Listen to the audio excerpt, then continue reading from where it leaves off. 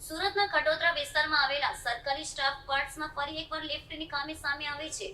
આર&બી વિભાગ દ્વારા અનેક વખત સમારકામ કરાયા છતાંય લિફ્ટ અચાનક બંધ પડી જતા બે લોકો અંદર ફસાઈ ગયા હતા, જેને લઈને રહેવાસીઓમાં ભારે રોષ અને ચિંતાનો માહોલ જોવા મળ્યો છે. સુરતના ખટોદરા વિસ્તારમાં આવેલા સરકારી સ્ટાફ ક્વાર્ટર્સમાં લિફ્ટની સમસ્યા દિવસે ને દિવસે ગંભીર બનતી જઈ રહી છે. લાંબા સમયથી લિફ્ટમાં વારંવાર ખામી સર્જાતી હોવાની ફરિયાદો સામે આવી રહી છે. આર&બી વિભાગ દ્વારા અગાઉ 2 થી 3 વખત લિફ્ટનું સમારકામ કરવામાં આવ્યું હતું, છતાંય સમસ્યાનો કાયમી ઉકેલ આવ્યો નથી. આજે ફરી એક વખત લિફ્ટ અચાનક બંધ પડી જતા રહેવાસીઓમાં ચિંતાનો માહોલ સર્જાયો હતો. લિફ્ટ બંધ થતા તેમાં સવારમાં 2 વ્યક્તિઓ અંદર ફસાઈ ગયા હતા. ઘટનાની જાણ થતાં આસપાસના લોકો તાત્કાલિક સ્થળ પર દોડી આવ્યા હતા. લિફ્ટમાં ફસાયેલા લોકોને બહાર કાઢવા માટે પ્રયાસો હાથ ધરવામાં આવ્યા હતા. કેટલા સમય સુધી બંને વ્યક્તિઓ લિફ્ટમાં જ ફસાયેલા રહેતા ગભરાટનો માહોલ સર્જાયો હતો. ત્યારબાદ ટેકનિકલ ટીમ અને સ્થાનિકોની મદદથી તેમને સલામત રીતે બહાર કાઢવામાં આવ્યા હતા.